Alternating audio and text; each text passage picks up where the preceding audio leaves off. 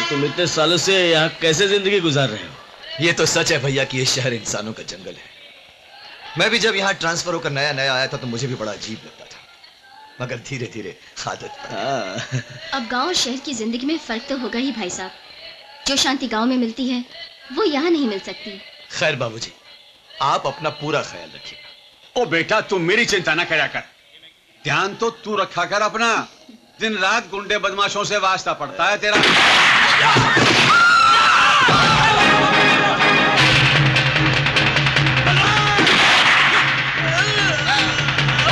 बाबूजी, बाबूजी, बाबूजी, अजय, बाबूजी को संभाल।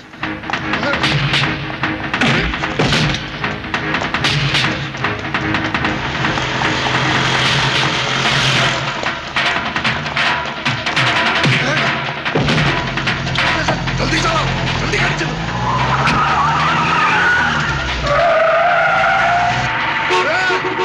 निकाल, निकालना। अबे चल गाड़ी हटा।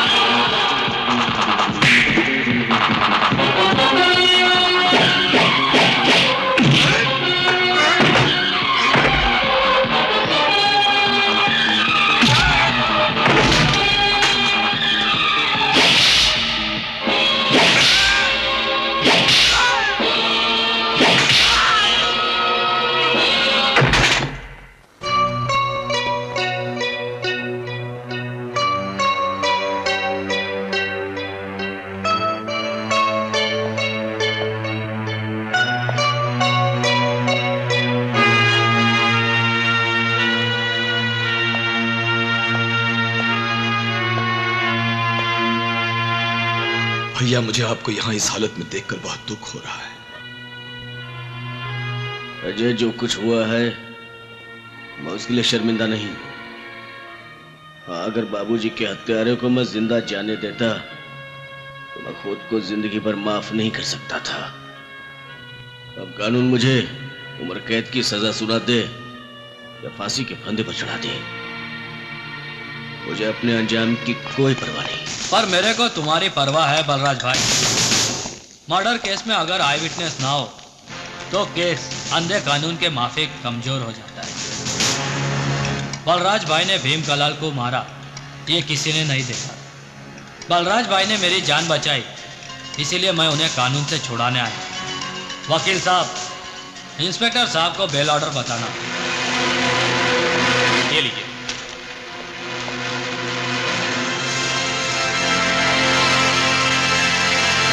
गायतुंडे, छोड़ दो इन्हें। मेरी लाइफ का स्विच ऑफ होने से बचाकर तुमने मेरे ऊपर बहुत बड़ा एहसान किया है बलराज भाई, इसीलिए मैंने तुम्हें जामीन पर छुड़ा लिया। अभी डरने का नहीं। इंडिया में मर्डर केस का फैसला जल्दी नहीं होता है, तब तक कोई ना कोई गेम करके जज को पटा लेंगे, लेकिन तुमको सजा नहीं लगने देंगे। बलराज भाई, अब आगे के बारे में क्या सोच रहे हैं? इस शहर ने मेरे बाबूजी को मुझसे छीन लिया।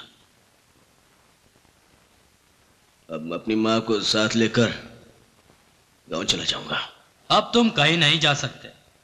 तुम जिधर भी जाओगे कलाल कंपनी के लोग मौत बनकर तुम्हारा पीछा करेंगे और मौका मिलते ही तुमको खल्लास करने को ट्राई करेंगे।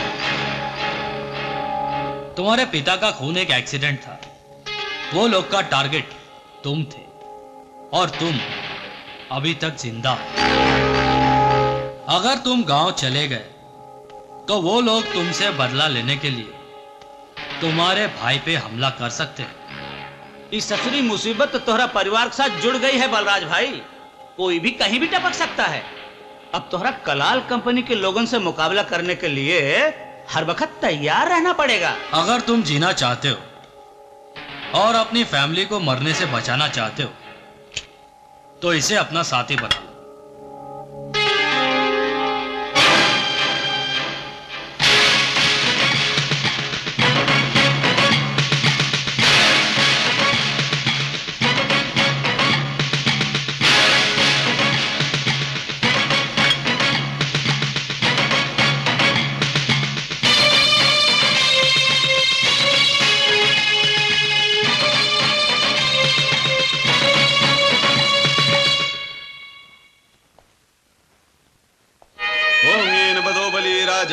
प्रति बदनामी रक्षे माचल माचल आयुष्मान भव। ओम पवित्र पवित्रो वा सर्ववस्थां गतोऽपि वा यस्मरेत पुंडरीकाक्षां सवाभ्यंतर शुचि। ओम पुंडरीकाक्षां पुनातु ओम पुंडरीकाक्षां पुनातु। ओम अद्यतस्य ब्राह्मणो हिं द्वितीय प्रारार्धे श्री श्वेतवारा कल्पे जम्मूद्वीपे भारतवर्षे आर्यावर्ते देशांतर्गते मासानामुत्तमे मासे कुमार मासे शुक्ल पक्षे पूर्णिमायां तिथौ पिंड संकल्प मम पिता श्राद्ध पूजां करिष्याम।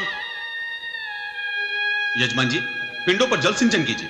ओम गंगे च यमुने च गोदावरी सरस्वती कावेरी जलेस्मिन् सन्निधिं कुरु। अब दूध और मधु से पिंडों का प्राण प्रतिष्ठा कीजिए। ओम पय पृथिव्यां पयो अशोदिषु पयो दिव्यंतरिक्षे पयोधा पयस्वती प्रदिशतु संत मह्यम मधुद्योरस्तिनः पिता। ओम मधु मधु मधु। अपने कान पर कुश रखिए।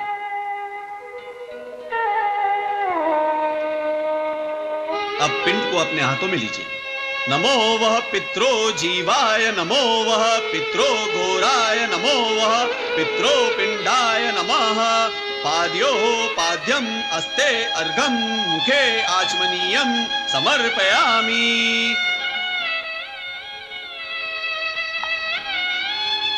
आप लोग पुष्प अपने हाथों में लीजिए।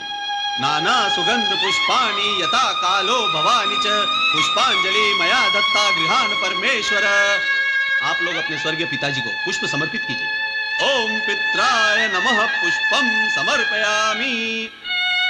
बहू जी, एक पात्र में दूध लेकर आइए। जी, लाती हूँ। माँ जी, आप थोड़ा सा गंगा जल ले आइए। लाती हूँ पंडित जी। आप लोग अपने पिताजी की आत्मा की शांति के लिए ईश्वर से प्रार्थना कीजिए।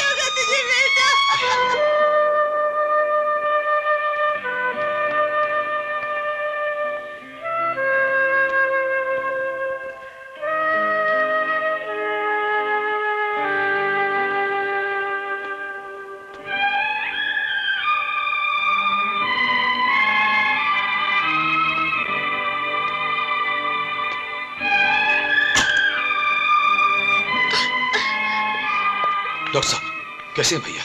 डॉक्टर साहब मेरा बेटा कैसा है? ठीक तो है ना? माँ जी, चिंता की कोई बात नहीं है। ऑपरेशन कामयाब हो चुका है।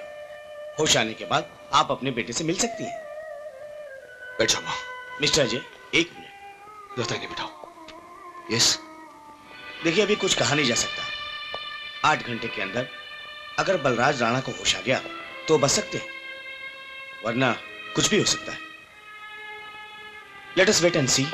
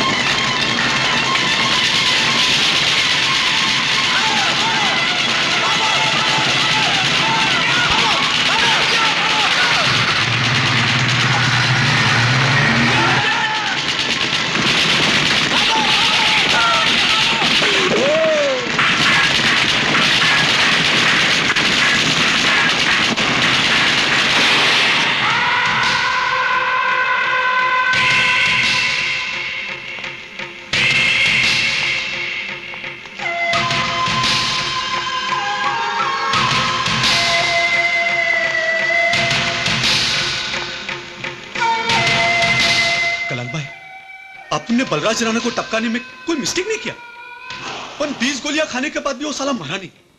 इसमें उनका क्या गलती है? गलती है, पुलिस वालों को गोलियों का हिसाब देना पड़ता है। तूने गोलियां चलाने में क्यों कंजूसी की? तेरे को इधर गोलियों का हिसाब देना था क्या? सर से पैर तक साले को भून क्यों नहीं डाला? अभी तक तो वो साला जिंदगी और मौत के बीच लटका हुआ है। अगर वो बच गया ना तो हम सब के लिए मुसीबत खड़ी हो जाएगी। सॉरी भाई, नेक्स्ट टाइम मैं उसको छोड़ेगा नहीं। नेक्स्ट टाइम किसने देखा है? आधा गेम बजाकर तूने हम सबको लफड़े में डाल दिया।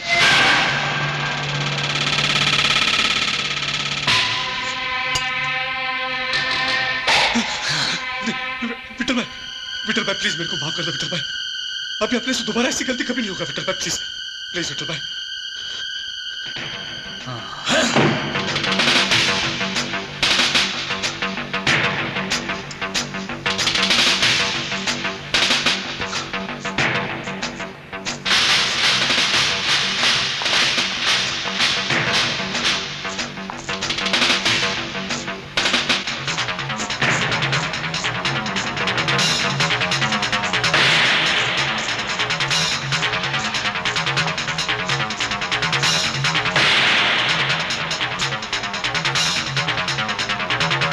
आजकल हुलिया बता देने से कंप्यूटर में फोटो बन जाता है, इसीलिए मैंने इसका मुंडन कर दिया। अब इसको कोई नहीं पहचान पाएगा। यार उदय, उस कातिल का चेहरा तो तूने देखा होगा। अच्छी तरह याद है। मैं तो उसको हजारों के बीच में भी पहचान लूंगा। नमस्ते माँ जी। भाभी जी नमस्कार। नमस्ते। नमस्ते बेटा, आओ। माँ जी, सर से मिलना है। Good morning sir. Morning. Sir मैं आपसे बलराज राणा केस के सिलसिले में कुछ जरूरी बातें करना चाहता हूँ। कहो क्या बात है? सर मुझे इन्फॉर्मेशन मिली है कि विठल राव जो कुछ दिन पहले तक बलराज राणा का दोस्त था, आजकल उसकी शंकर कलाल के साथ बहुत अच्छी दोस्ती है। तुम कहना क्या चाहते हो?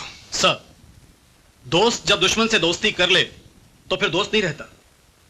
मेरे ख्याल से बलराज राणा पर जो कातिलाना हमला हुआ है उसके पीछे शंकर कलाल के साथ साथ विठल राव का भी हाथ है।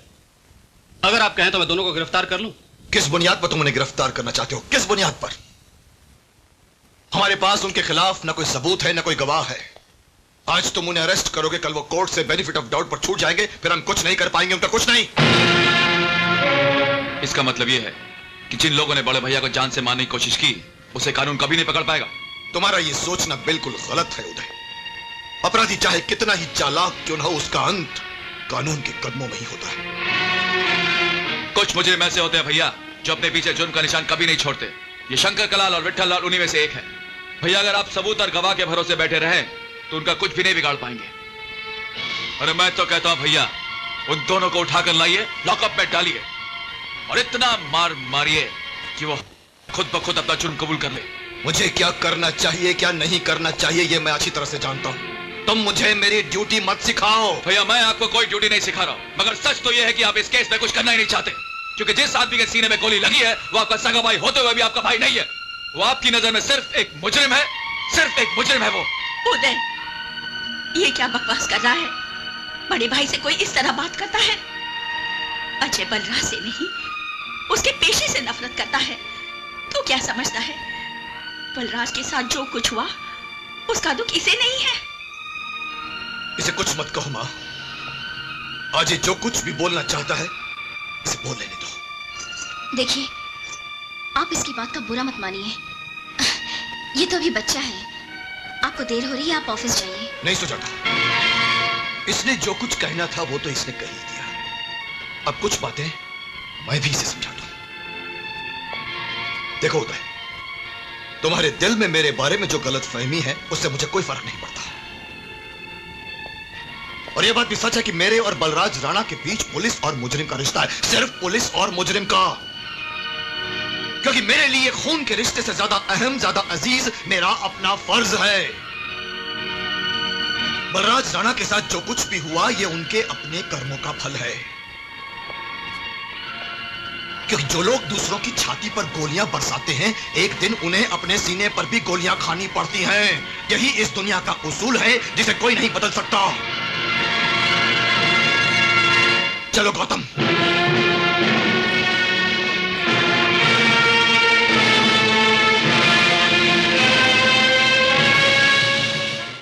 अबे प्रताप कलाल बोल रहा हूँ, प्रताप कलाल। अबे किधर है तेरी हीरोइन? साला उसके इंतजार में पूरी बोतल खाली कर दी मैंने, अभी तक नहीं आई वो। अभी तेरे को बोला ना कि तेरे फाइनेंस का बंदोबस्त कर डालूंगा मैं, तो कर डालूंगा। तू मेरे ऐश का इंतजाम कर डाल, मैं तेरे कैश का इंतजाम कर डालूंगा।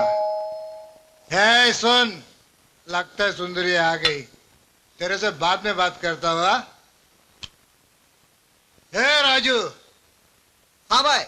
जाके दरवाजा खोल, लगता है मेरी सुंदरी आ गई है।